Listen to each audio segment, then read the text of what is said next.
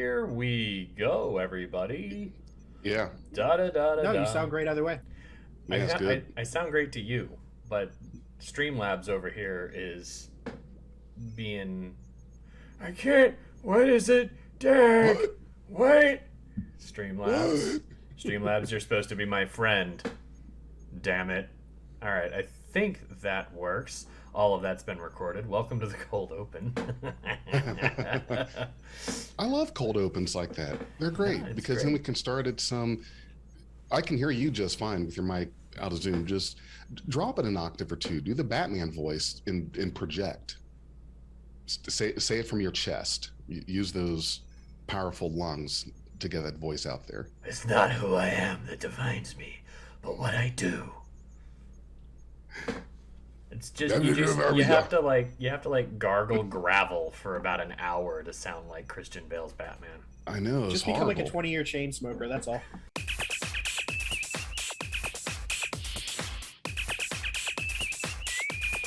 On a red alert. Well, you know what else was smoking today? What was smoking today? What's the name of that robot in Prodigy? Dreadnought. Dreadnought. Yeah, Dreadnought. Dreadnought's ears were smoking today because welcome everybody back to Beyond Trek Podcast.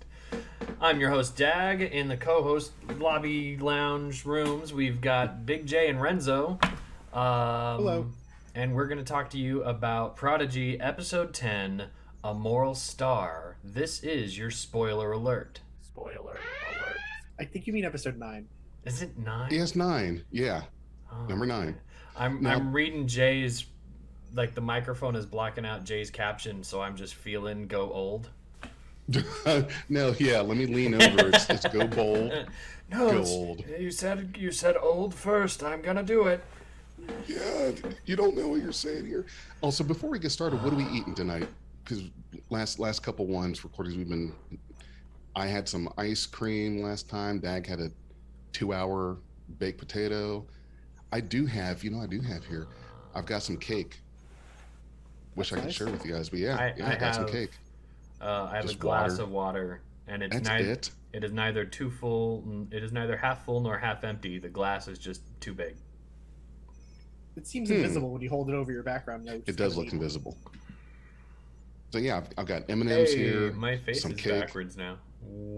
Yeah. Nope, my snack was just finished. Actually, I had dinner with a friend, and I had kava, which was delightful. Well, you know what I should have done? I was trying to finish my dinner eating a steak while I was watching this episode, and I thought, I could just sit and eat a steak while recording a podcast, but I decided, no, that might be a little tacky. That sounds tasty. But I like the eating during recording bit. As long as we can't hear you chewing. Beyond Right. beyond Brad Pitt and Ocean's 11 podcast. If everybody knows, Brad Pitt was he ate in like every scene he was in Ocean's 11. It was really good. I think he complained about putting on weight because of that too, because they had to keep reshooting scenes. Oh God. Yeah. God, I know we're gonna go through the episode, but I just gotta say I was really impressed by the way elements of the season so far really came together. Yes. I was just so happy there wasn't gonna be another moment of adolescent like. I totally agree with you. We're starting to get that. They have the establishing shots or some of those establishing episodes, and now they're really starting. It's kind of like how you had Iron Man, Hulk, Captain America, Thor movies, and then you put them all together in Avengers. That's what it feels like with this season is, okay, now we've gotten these background things done. Let's really get to it. Yeah, no, I thought they really put together a lot of different plot elements. I think that the setup for it was really good. I really liked the episode. Yeah, so let's dig in. This beautiful backdrop, Renzo, behind you, and for our viewers, I feel like that's it's almost like they're in the nebula of, what is it, the Pillars of the Sky? Is that the name of the nebula? Lords of Creation one. Yeah, it looks a lot like it. Yeah, it's just... Dag, now you've got me. Now I'm looking at this thing. It says go old. I'm trying to get my microphone out of the way. So now I'm all like self-conscious. God dang it. Why did you do that? Why would you? I'm so sorry. I was taking a dig at myself. I didn't mean to take a dig at you. Well, okay, so If it All makes right, you now I feel can't wear better, this shirt anymore. your skin looks so smooth and moisturized right now. I'm jealous. It's the lighting. So the show opens with a beautiful Oh, shot that's right, of just yeah. the Protostar just like hanging out with a neat background. Then we quickly cut inside where Rock is still telling her story about like how she managed to undo the temporal sharding from the previous episode, which was really cool. She's cuddling with Murph, which is what Murph loves, I'm sure. And the rest of the team is just hanging out. And they seem to be back in their bedrooms in the bunk room. But they did manage to bring into these bunks the partially 3D printed body of Dreadnought. Yeah. And as they're playing with it a little bit, manipulating it a little bit, one of the lights turns on in one of the eyes, as we had seen in the previous episode. And it very quickly, they throw the head, and it starts to project something for them. Now, So how far did that 3D printing go? Because you have a 3D printer, and you're just telling us offline it got to what 97% and bombed out. That sucks. So he probably only made it to what 50%. at best. See, 3D printing is a tinkerer's hobby. It's not something they can just be like, okay, I want to print this, go, and just expect it to go. You have Right. to clean things, you got to scrub things, you got to prepare adhesion layers, there's tweaking, and you got to set everything up for it. There's a lot to do with it. Oh, I thought I'm you. hoping Hmm. I'm hoping that by the 24th century, like, it's just a matter of press play and it just makes the thing you want on the replicator. Well, if you think you have problems printing a PDF now, I can't imagine tech support in the 24th century. Yeah, my shuttle won't print.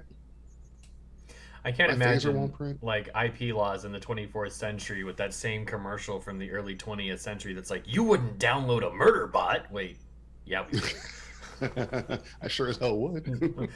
We just did. So Dreadnought's head rolls a little further. The light turns on. At first, I thought that maybe Dag was right with what he'd said last episode, that maybe it was a homing beacon so that the diviner could find them or Mhm. something like that. Turns out it's projecting a holographic image of the diviner's head, and he offers them a bit of a Sophie's choice. Either turn yourselves in and give me the ship, or I will punish all of the slave children that I have on Tars Lamora. Your choice. Wait a minute. I've heard that before, but I didn't really know what it meant. What's Sophie's Choice? Wasn't that a movie? Yes, and you should go watch it. And I'm not going to spoil it for you. You should Okay. go watch it so you can cry. I'm gonna. Oh boy. I'm gonna write that one down. So, but I mean, what is? Is it actually a thing, or is it just you're referencing the movie? Like, I am referencing the movie itself, but there is an actual choice that takes place in the movie that is what gives the movie its name. Okay, I thought there was a type of choice like real world that was called Sophie's Choice, Like the but trolley it's problem or something? the trolley. Yeah. I mean, it's Okay. based on real history. It's based on a Holocaust like story. Okay. But I'm yeah, I'm writing that down. I'm gonna check that out. Yeah. it's really good. I appreciate the discretion there. Thank you, Renzo. Yeah, I'd rather not spoil that movie if Big J's just going to go watch it in like the next couple of days. Anyways, definitely go see. Well, right. and also, we're spoiling Star Trek. There might be listeners who are like, I haven't seen that movie, and now I want to go see it. Yep. I mean, I think it won multiple Academy Awards, so it's definitely worth seeing. So what's Nice. happening Yeah, with it this? Won Best Actress for Meryl Streep. Oh, Meryl As- Streep's in it. so Yep. it's- All right. yeah. Sold. All right, so Dreadnought is projecting the face of the diviner, who in his spooky ass voice just gives them this like choice of, come back to Tars Lamora, give me the ship, or I'm just gonna punish all the innocent children on Tars Lamora that are my slaves. And the crew goes off into this whole like debate of like, well, if we go back, he'll just imprison us too. If we go back, he'll take the ship and he'll kill us. We can't just go back. And then others are like, but think of the children. Repeatedly, but think of the children. Yep. What about the So- children? Yeah, they essentially come to a conclusion together, unanimously, that they have to go back. But they decide to go back prepared. And the reason they didn't want to do the go to the Federation option was because there was doubt that they would make it in time. Which is realistic, too, Yes. right? Like, if they've only been given 1 day by the diviner to come back and turn yourself in, it might take longer than that just to get out of Federation prison when they show up with a stolen Federation ship. It would take a tremendous amount of time to debrief them. Oh You God, can't just yeah. barge in there and be like, hey, look, we stole your ship. We know we're wrong, but there's a lot of kids in danger. Please help us. Then we'll turn ourselves in. That's a lot to unpack. Oh yeah. So they've decided that they're going to turn themselves into the diviner, and they start coming up with a plan. They all start like we get this great training montage of all of them setting things up. There's a good discussion about like the morality of the choice that goes on. Did you want to touch on Dahl, like leaving that meeting when they were like, "Yeah, let's go back for the kids," and there's a scene between Dahl and Gwen. Gwen.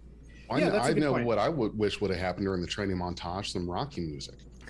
Where was Eye of the Tiger? See, that's copyright. I can't even sing it right. Just do Magic Carpet Ride. Star Trek already has the rights for that one. Beyond Rocky yeah. podcast. You're pretty good at that. So Gwen goes in to talk to Dal after Dal decides that the choice that they've all made is like he needs to be the one to make the choice. He's the captain, Right. and so he kind of runs off to catch his breath. Gwen comes over and gives him this whole like, listen, you've made yourself the captain. You can't just be the captain when the choices are easy. You got to be the captain when the choices are tough too. And I thought his defense was pretty good. What did you think of it, Dag? I really appreciated the way that he handled that, and the way that he was a lot more self-aware of, he's like, we can't go in there with a one of my half-baked plans. He's acknowledging, and she does come up behind him and remind him, you have a crew, we can do this together, and that sort of kicks off that montage, Training montage, yeah. But it was really cool how in that montage we see Rock Talk like doing stuff, and I'm like, this is all that applied knowledge that Rock Talk got. And this is something that I hope we get more of. We've been seeing some more of it in Discovery. It's one of the things that I like most about, well, there's a lot I liked about Star Trek Beyond, but something that I think really went back to Star Trek is everyone had a part to do. Everybody had the thing that they had to do to accomplish. Same thing in Beyond. It's been happening more in Discovery, and here is that you see more of that teamwork, more of that delegation of you're doing this part, you got to do that part, and we need a captain to put it all together, because you're right. You can't just be the captain when it's easy. Being the captain is making the decisions when it's hard. You can't just check out when it's difficult, like, nope, fake news, I'm not doing this. And yeah, I think Dal's like personal growth over the course of the season is what's led him here, right? Like, if it would have been earlier in the season, he would just been like, no, or yes, whichever one he would have chosen, whatever opinion is his, he would have forced everybody else to go along with it. Here, he's like, okay, the team has come up with a decision. I agree with them, but I don't know how we can do it, so I need to think. Mm-hmm. And he goes off to the side and thinks, which is something very un-Dal-like to start with, right? Right. So he's introspective about the fact that his own idea isn't going to be enough. He needs to work with the team, and Gwen reminds him of that, and we get this awesome training montage. And the other thing I think I just want to touch on here real quick, did we ever kind of come to a consensus? Do we either know, or have we as a group kind of determined how old do we think Dal is? I feel like 10-ish. Because I would to have me, guessed like 15. That's where I was leading. 15. Zuko. Gwen, like, right. Gwen to me definitely carries like, well, see, I don't, she's older than Dal, but I don't see her being 15, 16-ish. To me, she kind of acts and carries herself more like the 14 range. Not that she's immature. Well, just I get that vibe that we know that 17 years before this is when the Diviner kicked off the Progeny Project, so she's 16, 17. Okay. Yep. Okay. And That fits about right for me and Dal. whether or not she's the same age as Dal, her upbringing was a lot more formal and regimented and directed towards this kind of international, intergalactic, diplomatic kind of thing. Dal has been scavenging a living. And so I like the conflict between them, where it's her orderly, regimented lifestyle coming into conflict with this chaos that is Dal, and then Dal recognizing that he can put his chaos into its place to find a better way for himself. He doesn't have to live as a scavenger anymore.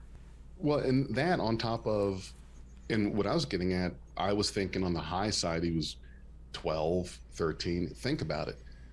Being that age, what was the most difficult decision that you had to make when you were 12? Like which mall to go to? Oh, Well, we had malls back when I was 12. there was that one time that Fox's X-Men was on opposite Bobby's World, and I needed to know Oh, which one I should watch. I chose X-Men. I think I chose well. okay. Yeah, I think so too. good choice. The only thing I remember about 12, that was in 89 when Batman came out. So, I was 2. oh, Jesus, are we doing that again? Yes. I, No, your I- shirt says old, there's- so I go gotta old. remind you. I've got more gray in my goatee now. And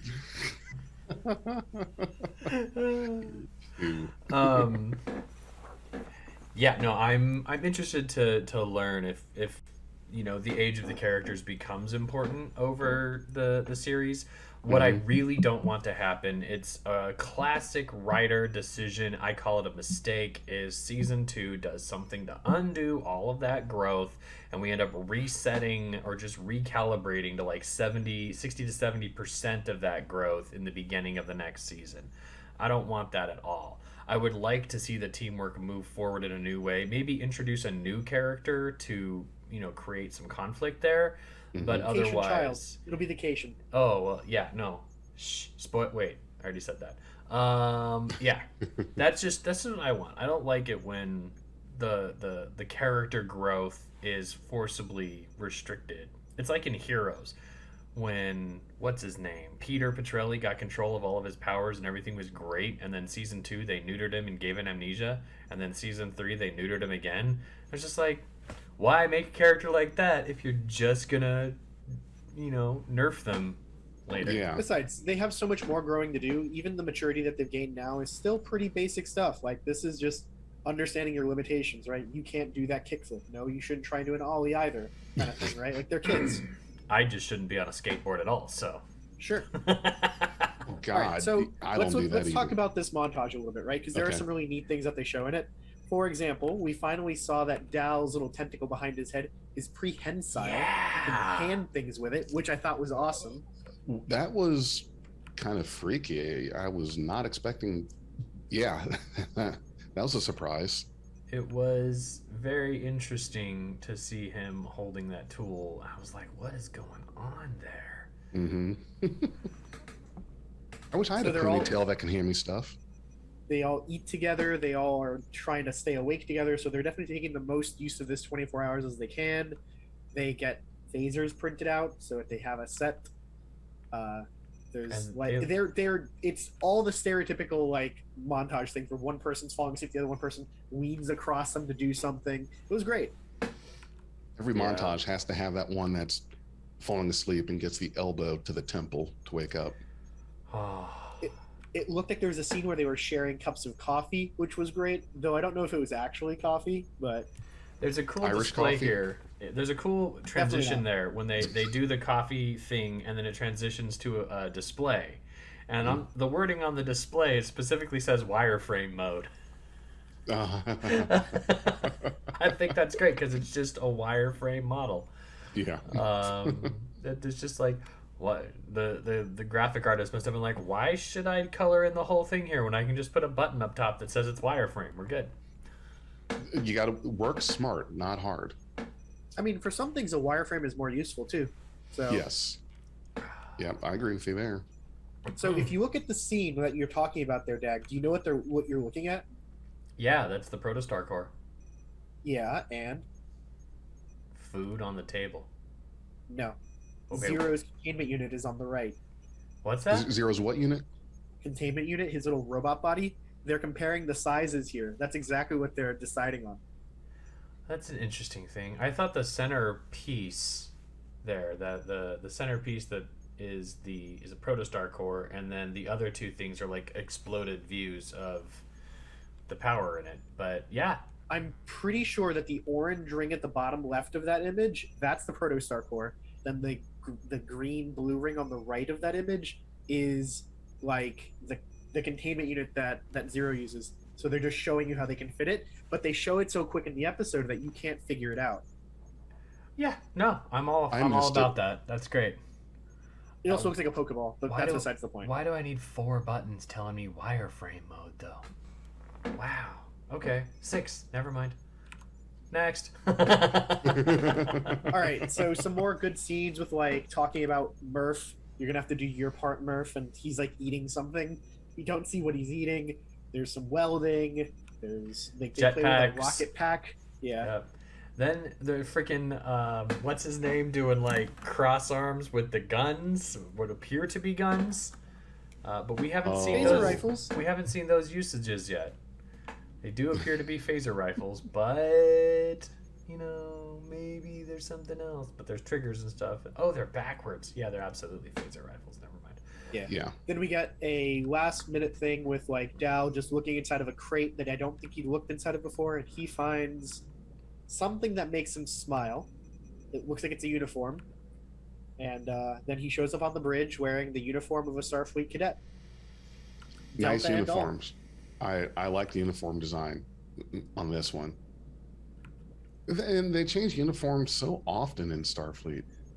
Good God. Every couple years. I like the uniform design, but I can't help but think that this is going to be like the 2022 U.S. figure skating team's uniforms. I'm with you there. I thought they looked more Yes. like yoga unitards, like something you just would wear to like a synchronized swimming or something. Or skydiving. Yeah. Oh, yeah. No, So, it's really yeah, cool. they were all right. So they all show up on the bridge, everybody It's- wearing their uniform. What's really cool about it is it's a really neat way to visually project the unity here. Everybody is on board with this. Everybody's doing their part. And I don't know if anybody noticed, but when Rock Talk walks in, there's actually a division color running underneath the white aspect, so you can see that Rock Talk has adopted sciences, and Well, they that's all have. Oh, well, that I just think that might just be part of the wanted- uniform. I wanted Yeah, to I point it didn't out. catch. I wanted to point it out for Rock Talk because Rock Talk in the last episode was like, "I'm not security officer." Yeah, Well, so 'cause if you look cadets right under wouldn't the have- gray on the chest, there's a Uh-huh. line of color. They all have the same color on it, though. Yeah, because That's cadets wouldn't have true. division colors. That's way too early for that. Yeah. Well, And the shoulder spot where Janeway has one in the next scene that does show red for command, none of theirs have it. So I think that I think that's just a generic uniform look.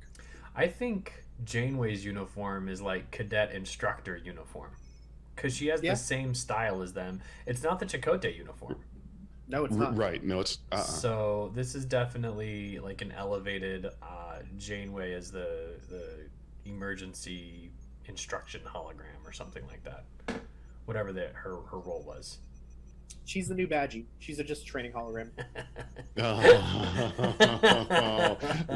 If Badgie shows up in Prodigy, I'm gonna love that. We all know how that went. Not well. All right, so we see even that Zero puts an effort into making his robot costuming look like the uniform too. So everybody's really in, except for Murph. Yeah, their uniform reminded me of Peanut Hamper. It was just painted on the Yeah. exocomp, so it is nice. Oh. So as I mentioned, Janeway updates her look to go from the Voyager look to this look as well. Slightly different because hers is all black, less gray, and has the regimental color stripe along the shoulder. Yep. And they all kind of take their seats, and do a last little second of like look around, system checks, and they go to work. I do like that they finally have a unified look. That like now they look Starfleet and one crew instead of a pack of individuals. Yeah. I do think it's interesting that they chose to like show them as individuals with different costumes for so long, because then having to change their costumes for this episode is a ton of work. The rigging that you have to do to draw new models on something and then animate them again and make everything make sense, that's a lot of work for the animators of the show. Well, they get paid. I mean, they Sure. get the money. You know, It's still a lot of work, though. Sure, It yeah. might be a lot of work, but it may not be a lot of effort if you know, because I mean the way the 3D animation. You think that was why they had a break in the season? I know that's for why 5 they, weeks? they had a break in the season. They did the same. The Discovery. Who was it? It was either Wilson Cruz or Anthony Rapp. Both came out on Twitter and were like, the reason that we're having these mid-season breaks is because due to developmental things happening in the world, COVID being what it is, it just takes longer to process episodes like this. So they staggered Discovery and Prodigy so that Discovery could cover for Prodigy's stuff, and now So they could kind of back up each other. right, Oh, okay. like a team Yeah. working across fractured time. The fractured timing schedule.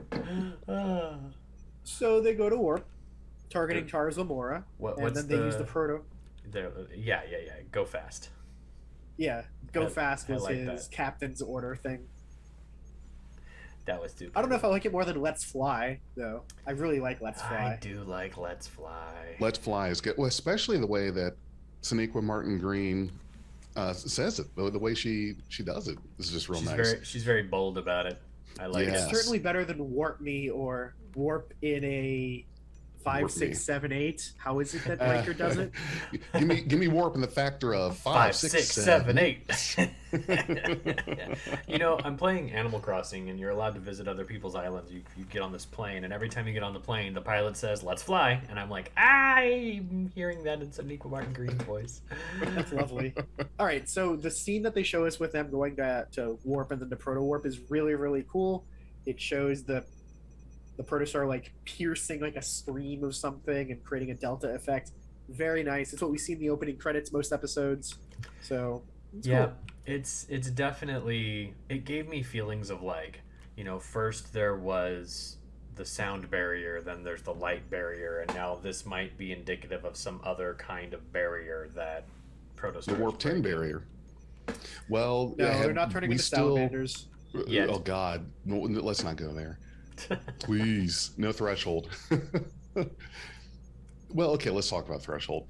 So, okay, Oh, so God, okay. And it's just in relation to the warp 10 thing. We won't talk about the evolving into salamanders. That was horrible.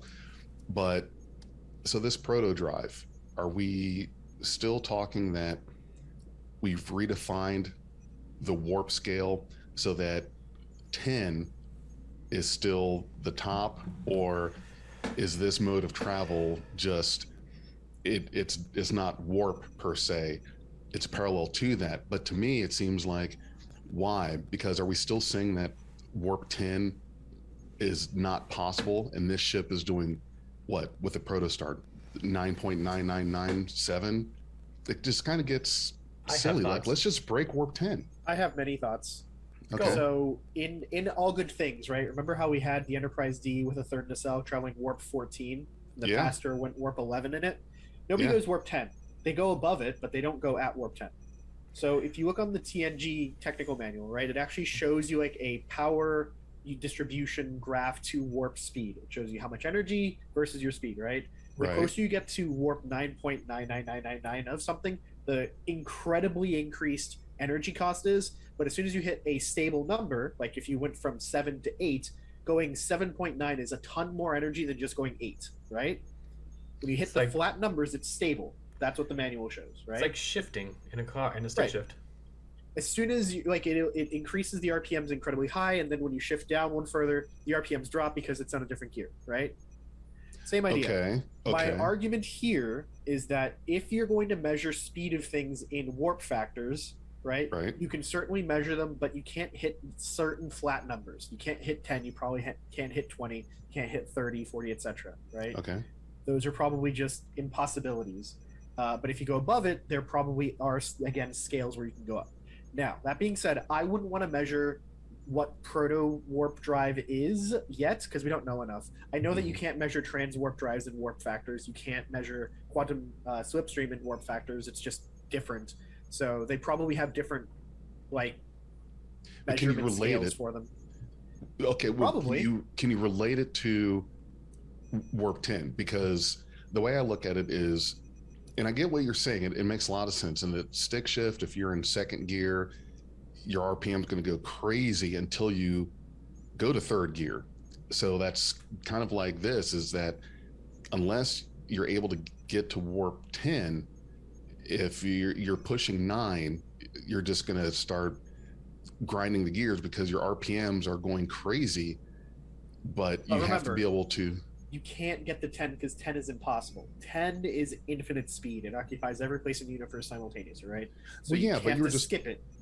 right. But we were just talking about the Enterprise D and All Good Things Going during warp 11 and 14. So right. You right, can go past the 10, but you can't go 10. Isn't it Well, but common isn't- understanding that the warp scale had been recalibrated by All Good Things in this anti-time invented by Q and the Unclear. It wouldn't be the first time it's been recalibrated, but I don't know Right. of a good reason to assume it has been. right. Wait a minute. How does warp 10 be defined as now you're in every point Again, at once, remember but how you I can said do that 11, 10, you could go above 20, it. 30, 40 would be impossibilities, right? They require Uh-huh. infinite energy. Right. If you have infinite energy, you get infinite speed. But 11 isn't infinite energy. 11 is lower than 10. Remember? I was just talking about this. Yeah. Okay. All right. Same idea. All right. I hate So- warp so dynamics. I'm- I Right, got so C let's in skip that this whole class. conversation and go somewhere else. Yes, please. Well, I need to point out. I just need to point out that you're allowed to talk about Threshold today because January 29th, 1996 is when the episode came out. Oh, So please, it's been really? It's the anniversary. 26 years ago. Wow. And it also makes a connection there. If this ship is run, it has Chakotay and Janeway on it. Maybe it's because they retro analyzed that shuttle mission piloted by Paris to inform how they were going to develop the Protostar drive. In order to, if you need more energy than we can provide on a ship, why not have a star? True. Yeah. Because it's just a fusion reactor. I'm still And not it's- impressed by the Protostar. Well, but at least it's non-salamander forming. So Sure. I need to know more before I'm impressed by the having a baby star as your power source. All right, so they come out of warp, kind of like abruptly. It looks a lot like the effect that they used in Star Trek Beyond. I liked it. oh yeah.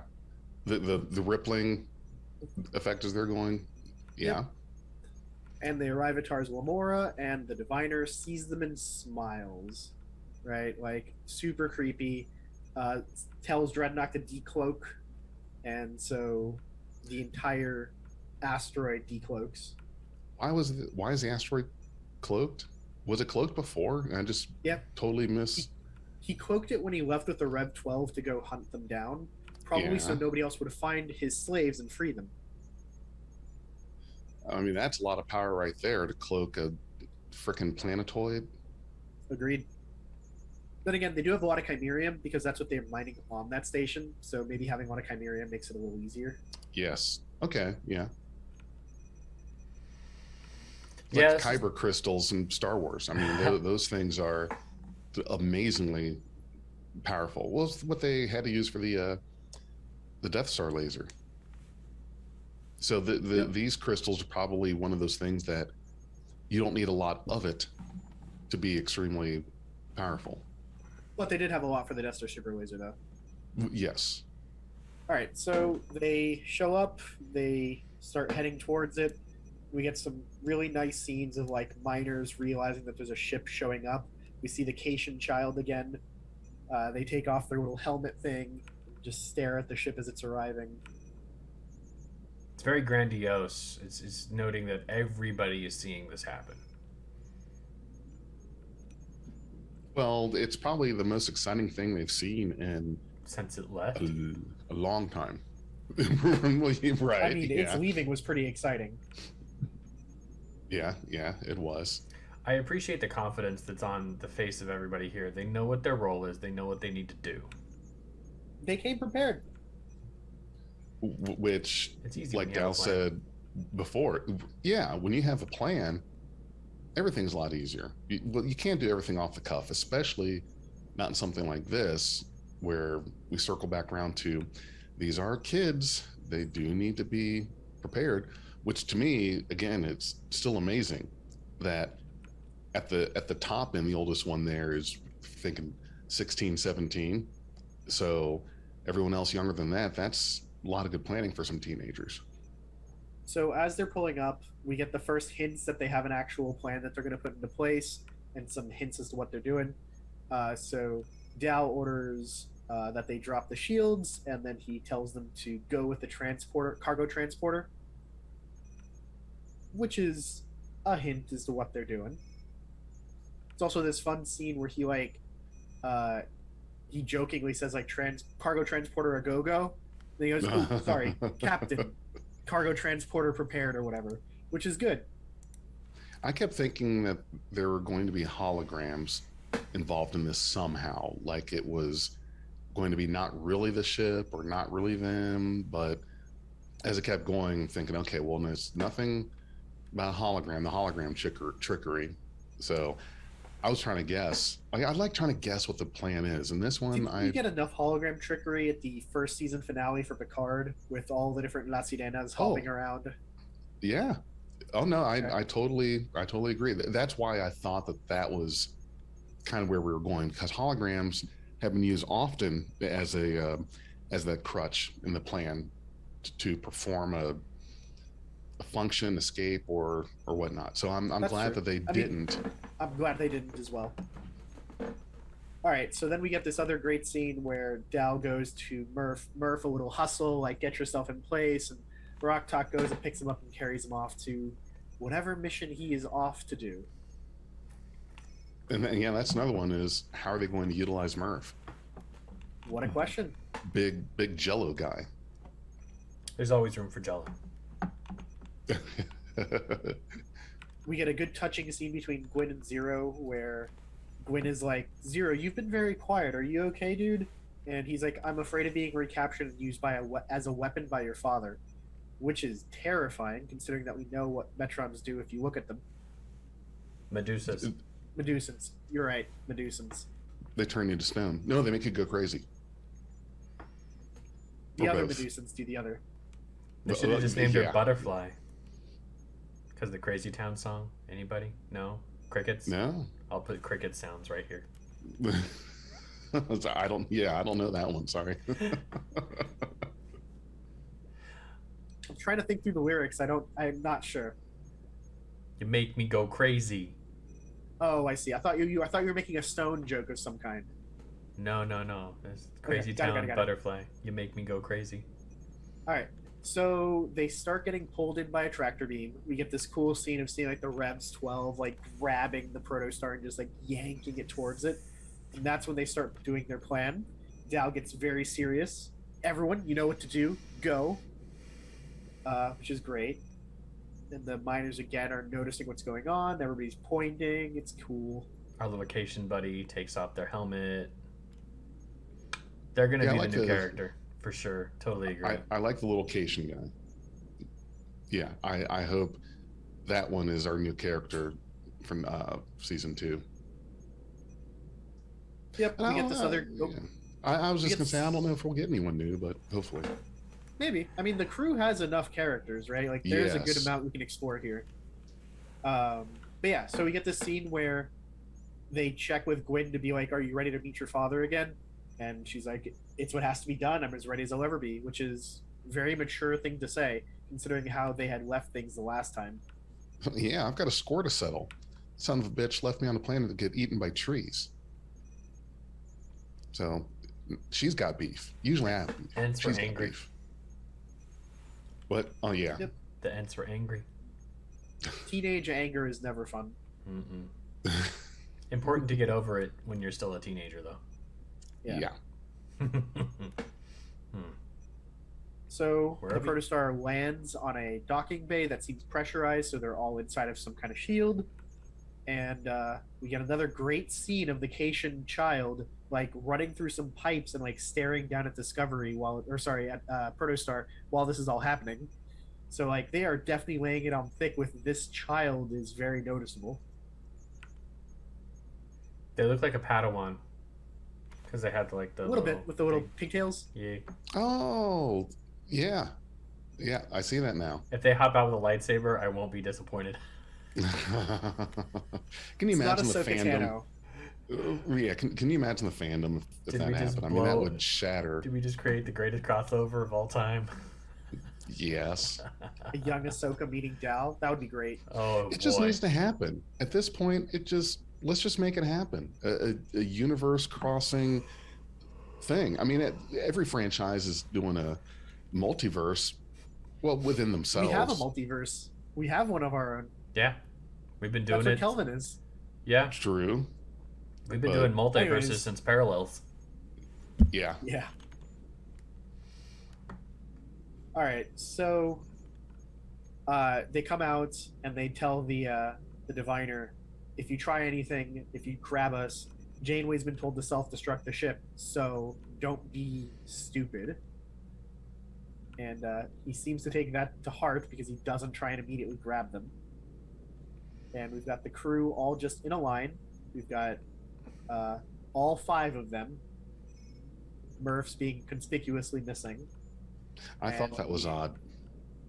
What I thought was really odd about the scene was the fact that Zero wasn't talking, because Zero is always talking. And I love Zero, but you're right. Zero was quiet. And that was my big tell. That was what set me off. I I didn't even. didn't- It didn't even dawn on me. Nope. I got so like flipped around when the twist came out. I was like, oh, so it worked for me. Yeah. No, I figured out something was up with Zero because 1, they weren't talking, and 2, somebody was always holding them. Like right now in the scene as they're landing, it's Jankum that's holding them up. So I was like, there's something up here. I don't know what's up. Maybe they're gonna use the Medusan to like drive everybody crazy by like flying around or something. That may have been But a I have better no idea. just show them your true face, Zero. Might be a bit of a war crime though. It's only a war crime in places where there's laws that recognize it as a war crime. And only at Fair. a time of war? No, you can commit war crimes outside of war. Well, I mean, then why call it a war crime? That's just what they call them in The Hague. I don't know. Okay. So Zero, that's throwing me off because I could have swore Zero was a free floating thing in the suit and wasn't being carried. It was weird. Like, it definitely Oh, got you mean me. the fact that Zero was being carried? The fact that Zero was being carried, the fact that Zero didn't say anything, the fact that even when they're Right. floating around and they're basically, trying to grab onto each other, and Jankum's still holding Zero, even though Zero can fly. Like, Yeah. Now that you say it, it's yeah, You're right. it's Right? definitely a very big giveaway.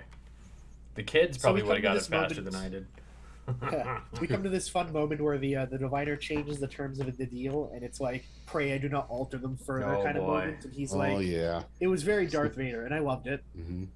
But it was very much I want Gwyn, and then I'll let you, like, I'll take the Protostar, you can have the Rev 12, and that way you can take the slaves, do with them what you want. I don't need them if I have the Protostar. So that seems like a logical trade from his perspective. Whether it's moral or not is irrelevant to him, but it seems to make sense. So the kids all go along with it, though clearly they don't think it's legit because the plan that they executed in response makes sense. So yeah, they accept the terms. I knew there's always a double cross. There's Well, of course, he's a bad guy. there's definitely tension there. Everybody's like, we're not gonna let Gwyn go like this, and then Gwyn's like, look, I did a lot of bad things when he was coming after you. I got to make it right. Which was part of which we'll find out later, was a little bit of part of this whole thing. Yeah, they probably had talked about contingencies, like what if they ask for this? What if they do this? What if this happens? And so they seem to have covered their bases pretty well. It's I wonder always how many simulations they ran on the holodeck for this. it's always cool to have a tragic cliffhanger end on a positive note. Like, I thought that was really cool. So we get this cool scene where the diviner agrees to the adjusted terms of the deal. Now it's he gets Gwyn, he gets the Protostar, and the kids get all the slaves on Tarzamora and the Rev 12. Cool. They all agree. And then he tells Dreadnought to disable all of the unwanted security measures, and all the robots that had been sitting around the edge of this room with their laser tails pointed at everyone just turn off. The robots throughout the facility turn off, and even the tracking anklets turn off. Yes. So yep, they we do. have another quick scene with the kid, the Acacian child. Another scene with them with their bracelet just turning off. Yeah. So we had a couple scenes in it focusing on that one. So I have a prediction that we're going to see that character more often. I think so too. I think the fact that they're showing him this often is a big hint. Mm-hmm. So we get a tearful goodbye between Dao and Gwyn, where it's like, we still need you as part of the crew. They're all acting well as hell, and then Gwyn walks off to do her part, her bit for king and country, as it would be. Mm-hmm. As soon as she gets near her dad, he does this very like iconic, like stomp on the Starfleet Delta after she takes it off, and crushes the comm badge. I think that was a little extra. Come on, dude. I thought there was going to be a trick with the comm badge. I was waiting for that too. There might have been one planned. There might have been one planned, but he did the thing to remove that contingency plan. Right. All right. Good. So then, Dreadnought, Gwyn, the Diviner march onto the Protostar, bring up the ramp, and the kids are like left there on the landing pad, looking sad. Yeah. Well, yeah. They lost one of their friends, lost one of their people. And then Jankum asks, "Why does it feel like we just lost?" And Dal goes, "Because we did the right thing." And I immediately flipped to that scene in the last season of Lower Decks. It's like, compromise! Oh, yeah. Well, sometimes you have to lose to win. It may not make a whole lot of sense, but sometimes, and that was, let's see, Captain America: Civil War, during the airport fight in Germany. I can't remember who exactly said the line. I think it was Falcon, that some of us had to lose to win. And basically it was, we have to cause enough distraction, we're going to lose anyway, but it's Steve Rogers and Bucky Barnes that have to get away, not all of us. So yeah. And it's kind of like what this no, go ahead. Yes, I was just saying, it's kind of like what Kirk said in Star Trek 3 before they stole the Enterprise, was that he and Dr. McCoy had to do what they had to do. The rest of them didn't. No, I think that the best way to describe this is actually from earlier in the episode, right? Where Dal describes this as their Kobayashi Maru. This is their no-win scenario, right? Mm-hmm. Which is exactly what this sounds like. It's, you're going to lose, but if you're going to lose, or at least it's going to look like you're losing, you can cheat. You can change things up so that in the end you may win. Even if you lose the battle, you win the war. Correct. Yeah. So they show up on the bridge, and the Diviner's like holding the captain's chair, being like he's been on the ship before, which is going back to our previous theory about how like maybe at one point the Vaunikat or the Diviner himself had control over the ship, which is endlessly creepy the way he does it. It's very like this is a prized possession that I've just regained kind of thing. What happened? Are we still going to maybe find out what happened to Chakotay and the previous Yeah, crew? we have a whole season left, half a season left. Well, yeah, okay. I hope that wasn't just that they're going to address that and not just say something about it, show some background of it, and then drop it. This is episode 9 of 20. We're in almost 9 of 20. Okay. Oh, yeah, okay. Yeah, we got a lot in this. Okay, so a lot can happen by the rest of the season. Yeah, we got a lot to go. Anyways, we now come to the most terrifying part of the episode, where Janeway tells the diviner that this chair doesn't belong to you, and then he tells Dreadnought to override the Starfleet nuisance, and he reprograms it. We see like malicious code a la Tron flow up her neck, and then she's replaced with this dead inside looking awful mirror universe Janeway. It's goth. It's like Janeway cosplaying as Wednesday Addams. Yeah, I can see that. In a Tron black outfit. lipstick and all. Yeah, in a Tron outfit, played by Christina Now, Ricci. The uniform she's wearing here is also changed. This is much more like the one that we saw Chakotay wearing in the flashback scene. It is, except that what I'm seeing here is it's the Voyager uniform, just black with a blue highlight. It's still got the crew cut with the V and the turtleneck, and the shoulders are the same as what she was wearing as that Janeway, versus Chakotay had the big center color swath coming through there. So it's like a triangle. This just looks like her old Voyager uniform, black. You know, for some reason I thought that the Voyager uniform, like the color that comes down off the shoulder, actually was pointed, not rounded like these. But you might be right. Uniform, you know uniforms better than I do. You're not wrong. The Voyager shoulder does come off as a point, but if you watch it, I'm pretty sure in this show it's been portrayed with the shoulder as it looks there. If I could show you what I have on my screen, but alas. Are you talking about what image are you looking at? One from I'm this? not. So here, I'm just gonna do it on my phone. The shoulders there. Oh, okay, it does look much very more much match the format of the shoulder in this new uniform. Even Yeah, if agree. it's not a perfect match, but yeah, I think you are right. In the show Voyager, the yoke off the shoulder did come to a point, much like this does. So I think all they did was just code her to make her evil. But I think it's a ruse. Yeah, if you look at image 337 from the Cygnus archive, that's what I'm talking about. If you look at the very bottom of the like swoopy part around her shoulder, they're round, which if that's consistent with how the roundness was in the Voyager uniforms in the rest of the show, then ignore me. It's consistent with the rest of Prodigy. Right, that's what I'm saying. The rest of the uniforms in the show. Yeah, it is. Right. It's a little bit on the more pronounced rounding than the uniforms from Voyager. Like if the uniforms from Voyager did have anywhere close to a rounding, to me it looked pointed. But if it did, this uniform just looks like it was definitely.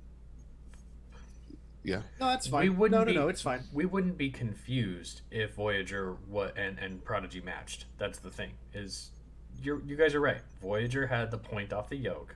This uniform does not. It's a reinterpretation of the Voyager uniform. And with this image up, I kind of look like I'm on top of this headshot for 337 because it's below me and I'm over it, so the shoulders come right up to me. It's kind of cool.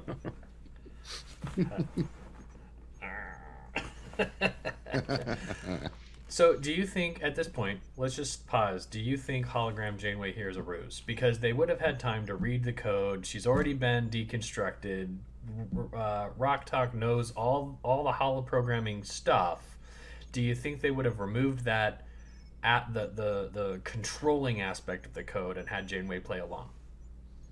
No, I'm thinking excuse me, there would be at the time no reason to think that would happen or that was possible to happen. Hold on. So remember when they uncovered all the archive data that was inside of Janeway that there were weeks of worth to go through? Right.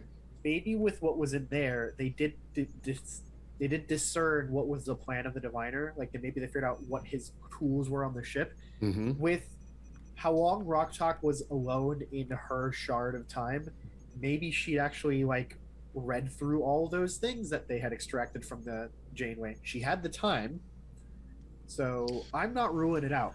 To be honest, though, I was personally leaning towards no. They actually just rewrote Janeway this way, or they hacked Janeway. This is not a ruse, but I can totally see a situation where it is. I just think that would have made their plan a little a little too planned, Well, a they bit too expected the airtight. Diviner to take the ship no matter Well, what, right? And I mean, Well, yeah, but what were they going to do with Janeway? Like, the plan had to incorporate, like, Janeway's on the ship. If Janeway's just going to play along, she would have been like, welcome, Captain, instead of, you, that seat's not That's yours. a little too transparent, though, either way. I mean, Well, yes, but- it is, but it gives.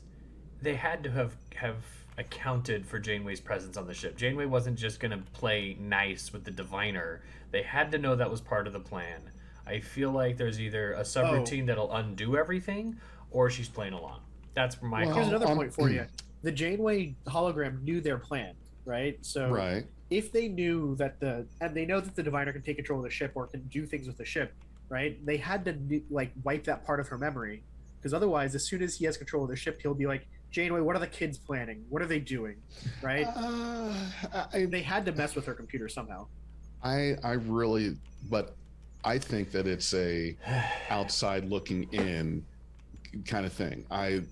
My opinion is that at the moment, yes, it was known that the Diviner would get the ship and Janeway is there, but at the most, I would just think, well, they're going to turn her off or try to delete her. So we made a copy on this computer buffer, flash drive, or whatever. I honestly would not think that the thought would be, okay, well, the Diviner's going to take over the ship and then reprogram Janeway. Got to be careful. And no, that's just it's a little too on the nose. It's a little too contingent, I think, with this group. Not that this group isn't smart. It's just that would have been, I think, too many moving pieces to have anticipated and encountered.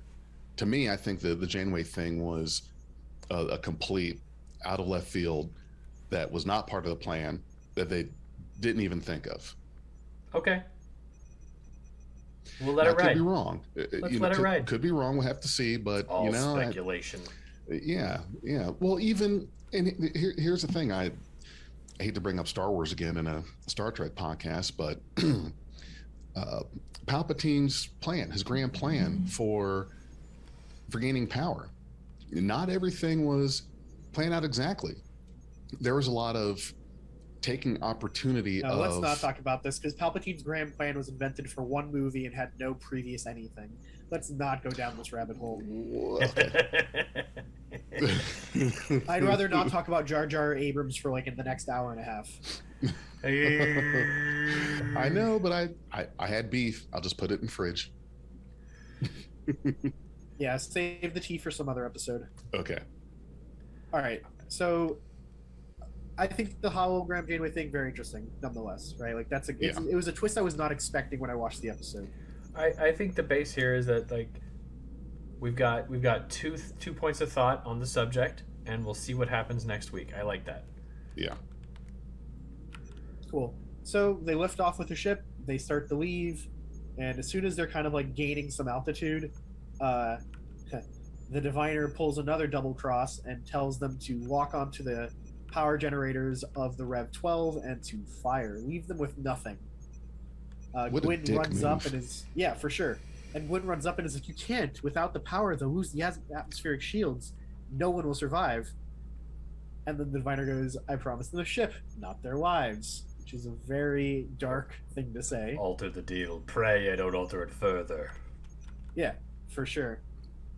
So it just seals the deal that the Diviner, I don't think whatever ends he's going towards, these means absolutely are not justified. Like, killing all of these people when he's already won. He's got the ship. Leave. Go. Don't worry about it. Right. I kind of saw him as a mustache twirling villain. He's very clearly evil. Yeah. And I think that is. I'm not happy that they did that. I was thinking with this guy, they were. Remember when we were talking about the can't remember the name of the episode, but it's the Murder Planet. We had that big discussion about why a parent would choose this thing over their child, and how he obviously looked very conflicted about it. And was visibly emotionally distraught over his decision, and I saw him as being a kind of a chaotic good, part of the four rows, four column thing. But now he's, to me, taken a step more towards the villain side and not antagonist, which to me there's a difference between antagonist Yeah. and villain. Yeah. Thanos is an antagonist, but a villain would be Thanos is definitely a villain too. well, I see him lean more towards an antagonist, but not a mustache twirling villain. See, I He went. wanted to kill but he- half of all life in the universe. We're That's gonna- mustache twirling to genocidal maniac. To extend the resources, that was a finite amount of resources. Economics say that You're he buying was, into his bullshit. You are buying into his propaganda bullshit. I'm just gonna butt in here with Beyond Marvel podcast. If Thanos had the power of reality and everything in it infinitely, why didn't he just give all life a compulsion to balance? On a diet. To just balance. Like, I don't know, man. Okay, so Subsistence. Because he's a mustache twirling villain, yes. just like the Divine. Well, and I'm afraid that Eternals is going to retcon it that he was an Eternal with that thing that happened to Angelina Jolie's character, and that's why he was nuts. And if they do that, they're really going to diminutize the threat that was Thanos, because God, I hope he's they just a don't do he's that. just a broken robot. That's what No. that would amount to. They can't do that. But going back Well, to the Diviner, in any like, case, killing children, evil, villain, bad. That's where I'm like, yes. And the Focus. point that I was Enslaving children, evil, villain, bad. That's episode 1. okay, but yeah, we're on episode Yes. 9 now. right. I'm just saying that for me, the way he was going from this distraught, upset parent over making this difficult choice, and now going to this backstabbing, made a dick move, kind of killing children thing. It's a step back. It's a step back from the character, whether he went from antagonist to villain or villain to more villain. To me, this is a step in the direction of just evil guy. I in that episode, I could almost kind of sympathize with him that there has to be a reason he made this difficult choice, because Wait, which episode? The one where he abandons Gwen on the planet that murders people. Remember, he kept he looked at her, looked at the ship, looked at her, looked at the ship, and then went to the ship. But there was this scene when he was going to the ship that was close up on him. He clutches his eyes closed. If a person takes a minute to consider something, right, and they're like, should I do the good thing or the bad thing? The good thing or the bad thing? And then they decide to do the bad thing. That's not a redemption aspect that they ever consider doing the good thing. Well, but at that time, we didn't know if it was going to be a bad thing. My theory was that the reason, in He this what abandoned his child. well, but I know. Okay, I know, last week you were talking about how horrible it was that Rock Talk was left alone for a couple of hours or years or months or whatever it was, and now you're totally okay with the Diviner leaving Gwen to die with a broken leg, being consumed by trees. No. I definitely was not okay with it. But you remember my prediction at the time was that the reason he needed that ship and needed the Protostar was to power something that needed an enormous amount of power. And my thought was it was some kind of maybe cloning facility or something that would repopulate his species, and it was basically his race goes into extinction because only him and his daughter, or take the ship with the technology and the power to be able to repopulate the species. That was my theory then as to why that was a conflicted choice and why he did it, why he didn't just go straight for the ship. And to me, that was an antagonist characteristic, but not bank robbing villain. Now, however, So bank robbing is less bad than abandoning your child for like the no, greater good? I was just using the word. Okay. So to me, there's a difference between antagonist and villain. It's There is a difference between an antagonist and a villain, okay? Like in right. Ghostbusters, the one that just came out, the mom is an antagonist for some of the movie, but the villain is Gozer. Yes, right, exactly. And I saw, I saw the diviner as an antagonist up to this point, and he's turned to more villain than what I felt he was at that point in the series when he made it appear that there was a difficult choice to make that was not a selfish decision, but something that may have been a possible species replenishment decision. I could be wrong. To me, it just he's I taking a think you're step back. forgetting that this is a show that is largely meant for kids, right? Sure, Like, but Firelord Ozai was never given a chance to tell his side of the story about how he wanted to make the planet a better place. It didn't matter. He wanted to kill millions of people to do it. He wanted to burn the Earth Kingdom to the ground. He wanted to melt the North Pole. Right? The guy is a mustache twirling evil villain.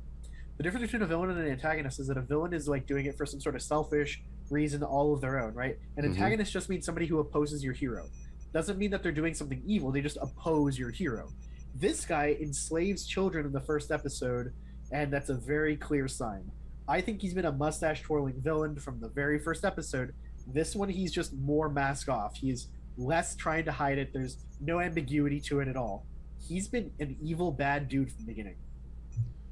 but okay, but then why would he have shown that hesitation with Showing picking Gwen or hesitation the is ship? not, And then doesn't matter if you make the wrong choice anyways. but it's the hesitation, and it wasn't just the hesitation, it was the care. emotional I feel like we're hesitation. gonna dive into like psychology here. Like there's something about making the wrong decision but feeling bad about it that's validating to some people, and I don't think that's okay. If you make the wrong decision that hurts people, it doesn't matter if you feel bad about it. You hurt people. End of story. And there's no apology and there's no redemption that anybody owes that person for making that choice. But what if he's trying to keep his race from extinction? I mean, why we isn't he don't being know. upfront about it? Why doesn't he just say, look, I understand that you guys really want to get out of here. Hey, guess what? We don't need to mine anymore. We found the ship. I can save my people. You can go home. Why is he being so freaking coy? I think his motives are not as nice as That's what I'm saying. Let's Right. say, Big J, Yeah. let's say his goal was to save his race from extinction, right? Right. He's willing to enslave children from across the quadrant. He's willing to sacrifice his own kid. He's willing to lie, cheat, steal, and murder to do so, right? Right. Is there any price that you would think is too high, assuming that his end goal was to save his species? Okay. So until we know what his plan actually was here, Let's just presume that his plan is to save his species. Let's put that as a hypothetical, let's say right? we're just going to go right hypothetically Okay, that we're that's going with what what it he was. said his plan was. Okay, And do so his actions justify that goal currently as we know them right now? That's a question to throw out there. Because to me, with his justification, with his claim that his rationale is to save his people, his first episode appearance already shows me it's not worth it. I know this takes us kind of into the good of the many outweighs the good of the few, and that he's doing this thing, and I agree. What he's doing is abhorrent. It's horrible. I'm not saying I agree with him. I'm just saying that it's hard for me to say because we don't know what the motivation is. It's just that I felt up to this point before that what he was doing was excuse me, towards a purpose that was not selfish to him. It like may not still not be, but I don't really think it matters, right? Like this is the great question. This is one of the great questions of philosophy, right? The question of teleology versus deontology, right? The question of whether ends can justify the means or if the means must be moral themselves, right? That's one of the oldest philosophical debates there is. I generally fall into the camp of people that says that, you know, ends matter, but means matter more, right? And in this case, the means by which the diviner has chosen to try and do whatever the hell it is he's doing, I don't actually care. It may be saving the species, doesn't matter. He is doing too much harm to too many people with callous disregard for it to matter. He's just a dick. I don't care what he's doing it for, right? And for me, that threshold of too much suffering to achieve your greater good was crossed in the first episode when we saw that he had thousands upon thousands of children working as slave laborers for him, and he's not even letting them talk to each other, right? Like, that is just needlessly cruel, right? Like, there's no redeeming this character in my book. He is an Ozai. I don't need a redemption arc for Ozai. I don't think there's redemption now. No, I thought that there was then the choice between his daughter and the ship. I thought so, but now I don't. That's the whole point I'm making is there has been a regression in my opinion. And it could maybe not a regression, but yes, from the first episode, he started low. Then to me, I felt like he kind of had that upwards, maybe there's something bigger that we're not thinking about, but then now he's gone back down, back to, yeah, I think that until we actually know what it is, it's going to be, we're going to have to then go back in hindsight to say, well, okay, so his goal was definitely not worth what he did at all. Or, you know, Okay. I don't know. I think we can take a look at that in a retrospective once we know the plan. But as it is If right they ever now, tell us. we've definitely had. Oh, you think they won't tell us? Ooh, I hope if that's we ever not. get there. Yeah, Right. I mean, I'm sure we have to get there at some point, but they may not be at the conclusion of the next episode. It may not be at the conclusion of the next season. But I Shit, think. I hope it is. I mean, They what are can't they string gonna? this along. What are they gonna do next season if everything's resolved? Do something different. Do something new. I mean, there mean, are shows that Ozai was the driving force behind all of the Avatar seasons. Once Ozai was done, the show ended. Peace had been restored somehow, and then we got Korra, which definitely highlighted the grayness of its villains and antagonists. But this show so far, the diviner is Snidely Whiplash, and he got his little toy, and then he decided to just kill everybody. And what was his plan going to be when he got away and realized the Protostar drive was gone and everybody's dead? Because from his perspective, there is no plan. They don't have a plan. They're not going to survive. We just destroyed the gravity. We just destroyed the air. They're going to be dead. We're warping away. Everything's going to be great. Oh, we don't have a Protostar drive. They're all dead. We can't ask them. well, I hope that he's not a series-long adversary and it's just by season. And then the next season, it will be just a totally different new, here's the season-long arc / problem. Maybe we'll get someone bigger than the diviner.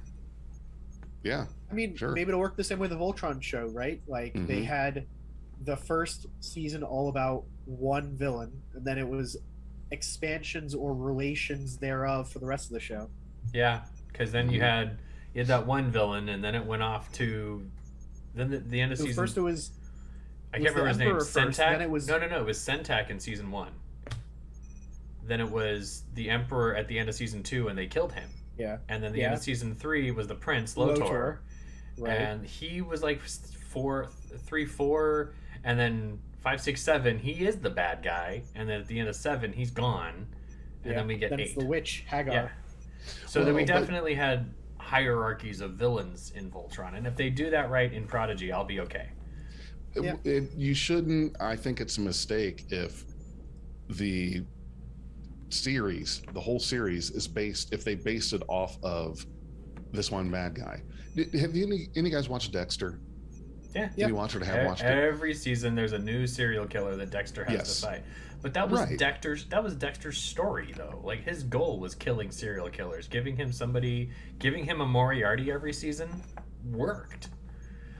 But these are just kids who Yeah. were brought together by this shared tragedy. Once that tragedy is resolved, Then there's a new thing. Yes, they're brought together. Season But one what's brought to- together by tragedy, but then after that, it's but what's to just stop them from going to Starfleet and joining the Star and then having their utopian happy ending?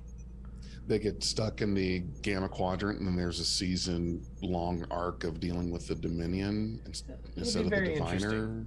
It'll be very interesting if they I'm- do that. I'm It'll be just- very Enterprise Yeah. if they try to do that with the season arc kind of Yeah. style of stuff. That's I mean, what. But we know what sometimes happened we've to had- Enterprise. We've had plenty of Yeah. villains in Star Trek that lasted more than a season, right? Like the Dominion was a villain that lasted way more than a season. Right. And they Yeah. managed to grow and use them very well. I think the Diviner could be interesting enough to have for many seasons. I'm not sure I want that, but I wouldn't be opposed to it. It really depends on how they do it.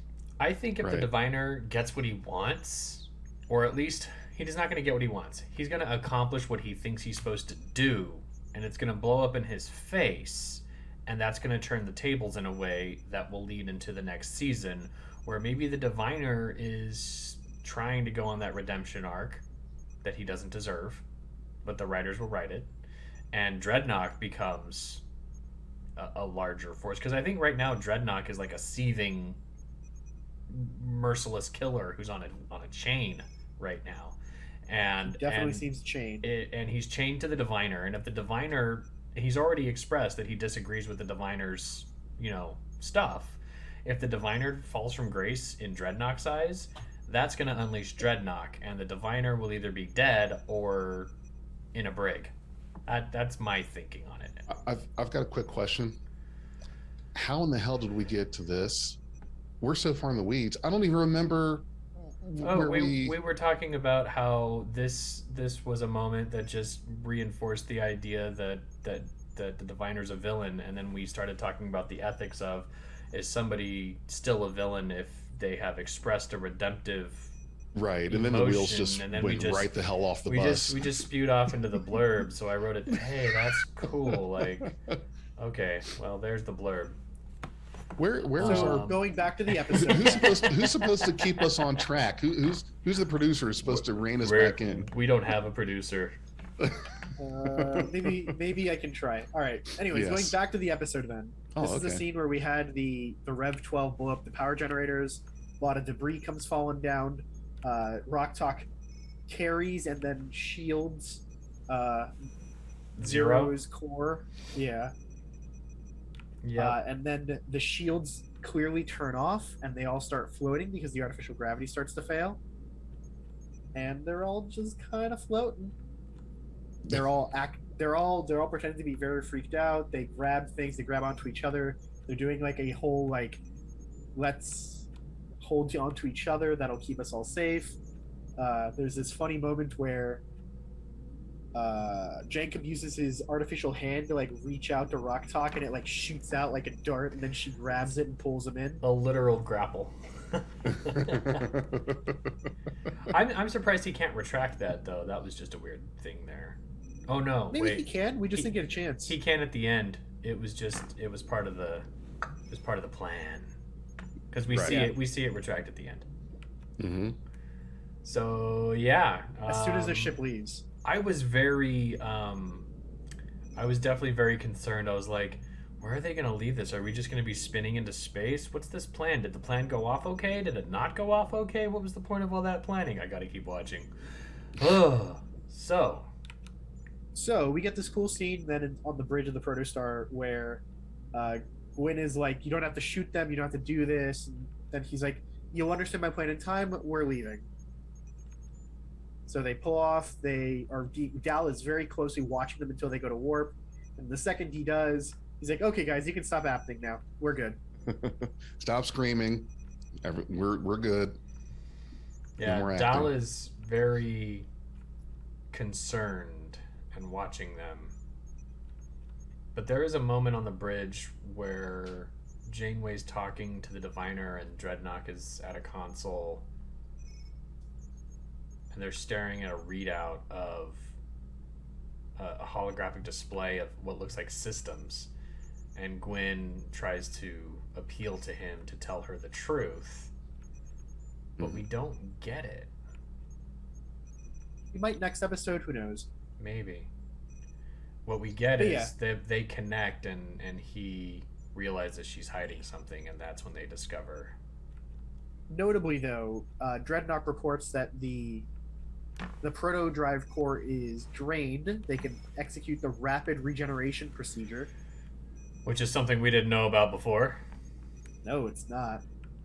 But it's So it missing. definitely seems like they know more about this ship than even the Janeway hologram does. Mm-hmm. Yeah, and there's two angles on that. One, rapid regeneration is endemic to the ship, or two, they realized that it was a fault of the ship that it didn't have that and programmed it in, and in doing so, know so much more about the ship. I'd be way more impressed if they added it in just now, rather than it's like a function they didn't know about. Not like adding it in just now, but it was part of that other code that they had found Oh, I see. episodes ago. That could be. Like, I still want to know, how'd they lose the Protostar after they already had all this stuff done to it? That's a big unknown. Yeah, maybe test flight. It to me, That's a good episode. Test flight. You were right. Enterprise?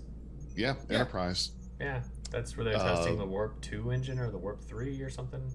I think it was the Warp 2. I was just thinking about that today. There's Two a or weird three, track something in like that. Why do they need a track in that? I don't know. And it was Archer was competing. Yeah. Commander Archer and that The other commander guy were competing as to who would get the promotion to captain. It was a good episode. I really liked it.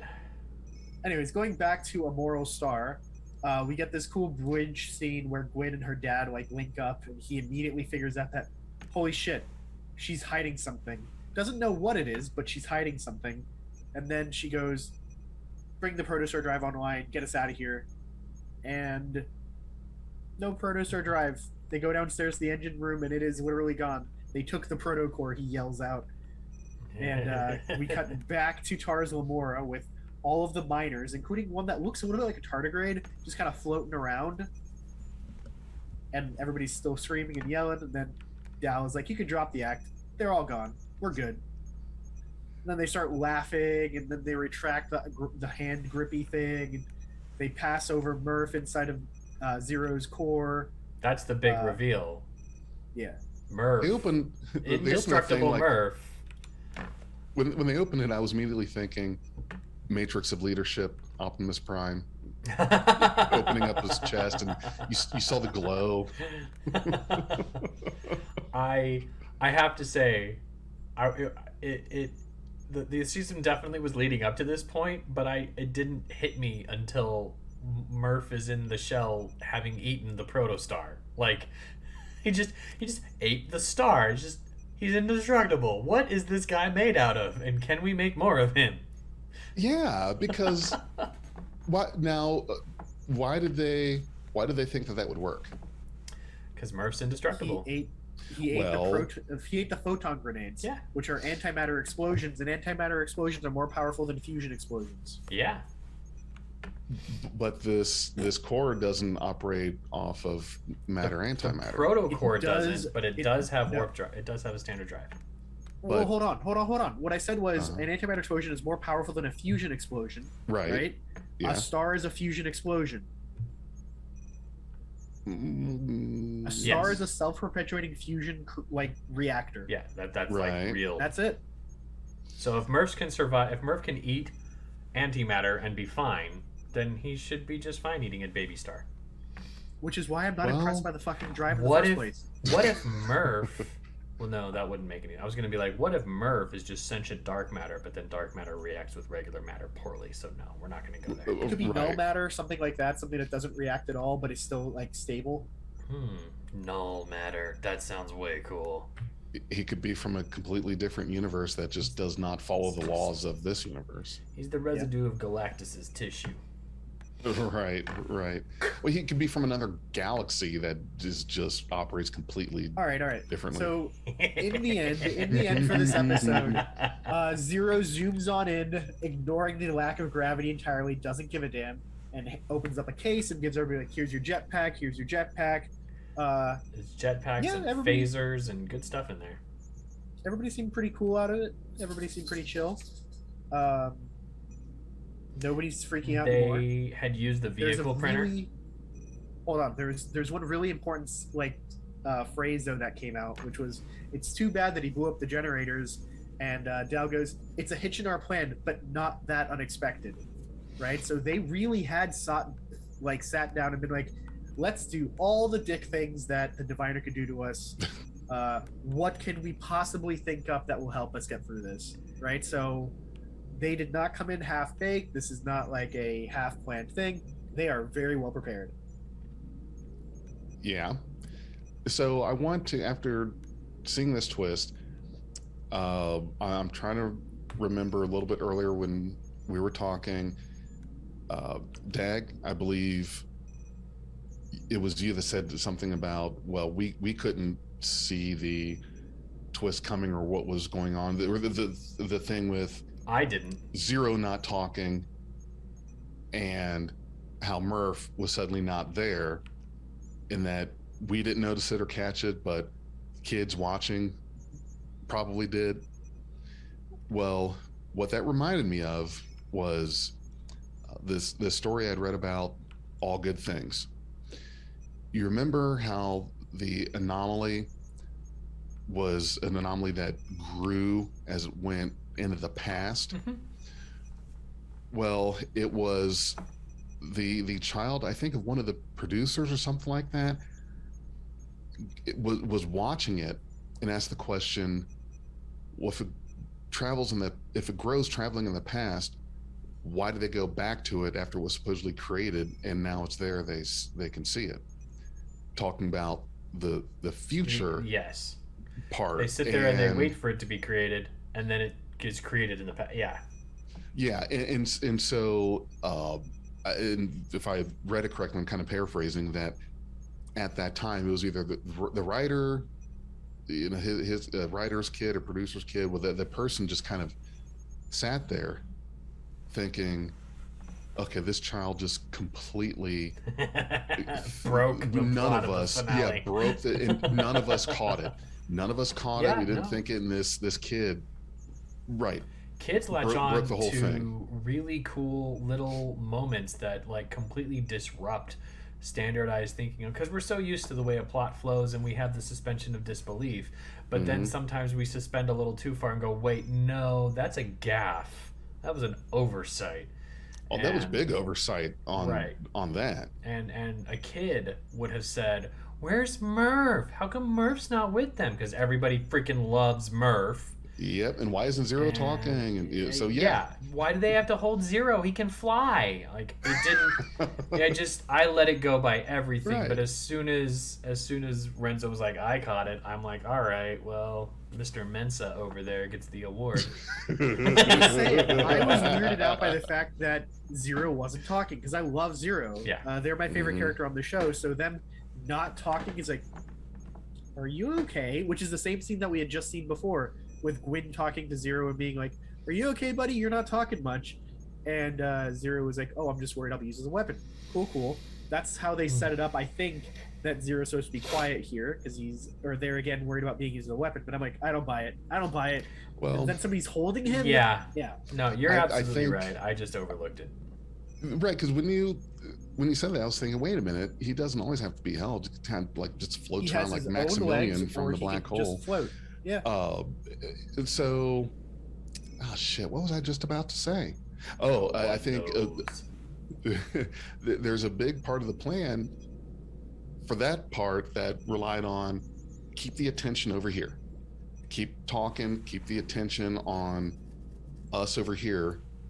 Don't let anyone have enough time to look at or recognize that there's one person missing, one thing missing, another that's not talking. So it's kind of a. So now we're dissecting keep your focus over here. Stuff. No. Yeah, well, but, let's think about it. Right? Not So so much kind of storyboarding. I mean, the plan. Their actual plan was. Gwyn's job was to keep his attention on her, right? Yes. Like that makes perfect sense, right? Distract him in that. That being said, do you think the diviner gives a shit about Murphs? Right? Like, do you think he's gonna even notice if Murph is there?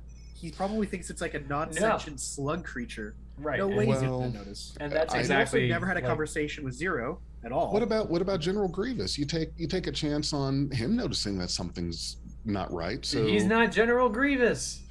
Oh, you're talking about Dreadnought. Dreadnought. I well, thought I we keep were going forgetting back his into name Star now. Wars. I was like, what the No, heck? I made a joke I once don't even and then think it Dreadnought stuck. ran into Murphs. Well, I don't so know. either. I just They might have on the maybe not. planet, but I mean, it's not like Dreadnought would give him any kind of credence of anything. right. Well, it's just if it were Murphs me, is boring and unassuming, right? Like nobody thinks that he's anything interesting. He's not a threat. He's never done anything to impede Dreadnought or the Diviner. They probably don't even care. And neither one of them is going to have conversations with Zero because Zero is a slave of theirs. So they're not going to know that Zero is a very chatty person or a very chatty Medusan. So they're not going to notice this. That makes sense to me.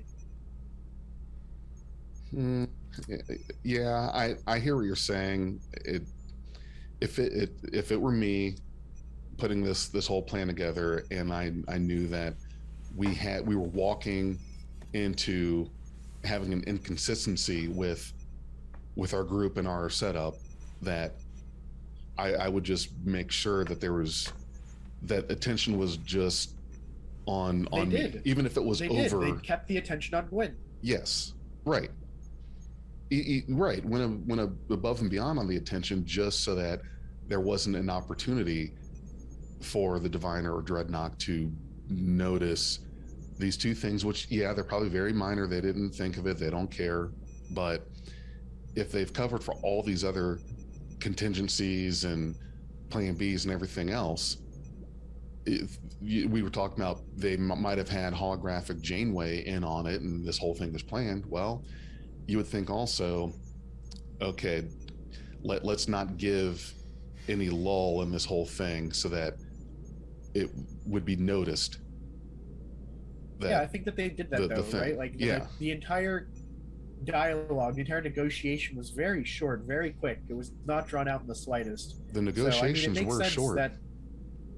Right, which makes sense. I get your Star Wars reference. I'm just saying, my point is just they didn't give the Diviner time to start wondering why are they doing this at all. Right. So it fits. Right. So they go off in the ship. Everything's fine. Well, everything's accounted for with our protagonists. Mm-hmm. And Dahl sets Jankum, Rock Talk, and someone else to go fix the Rev 12 while he and Zero go to free all the kids. See, you already forgot Murph's name. It's not Murph's though. Well, who was left? Inside of the Zero Core. Yeah, that's what it is. It's Murph Zero. It's like Sprite Zero. All full Murphs with half the calories and one Protostar. Probably extra calories, really. Why are we taking Murphs to fix the Rev 12? Are we giving it a Protostar drive? Oh, God. You say that, but that's not a bad idea, right? Like, if they don't have a power system of any kind, Murphs burp again, please. Yeah. Well, but what would be the interface? They have this globe of a neutron star. Murphs is a living bioneural gel pack. He'll find a way. Literally, just like have him stick out his tongue, plug in two little, like a positive one on one end and then on his tail a negative end, and suddenly you got power. Zip, zip. Oh, man. I cannot wait. Jumpstart. I want this to happen. The Rev 12. I'm going to be disappointed if it doesn't happen this way now. Oh, you're right. You heard it first on Beyond Trek Podcast. This is the only way I want to see it happen now. It's not going to make any sense unless we can just use Murph to jumpstart the Rev 12. Once I clamp this here, turn the key. Ready? Go. Yeah. None of that would surprise me on this one. It's and I think perfect. it'd be hilarious. It's perfect. Oh, yeah. I love it. Guys, we did go off into the weeds, but I think we had a really cool opportunity just to dive into, an interesting discussion of ethics and such like that. So I really appreciate that. And we will see what happens with our intrepid youngsters on the next episode of Star Trek Prodigy, A Moral Star Part 2, coming out next week. Do we know that that's the name of the second half? I mean, the first half is A Moral Star Part 1. It is. Yeah, but we had Discovery episodes that were part threes of things that were unconnected. We had two-parters that didn't have the same names in Disco. I'm not going to dive into the details on it. I'm going with the information I have now. All right. It's right here in front of me. In next season's episode, Unification Part 5, the search for Unification Part 4. All right, everybody. Thank you so much for tuning in to us this time. Stay tuned next week. And as always, thank you for going boldly with Beyond Trek Podcast.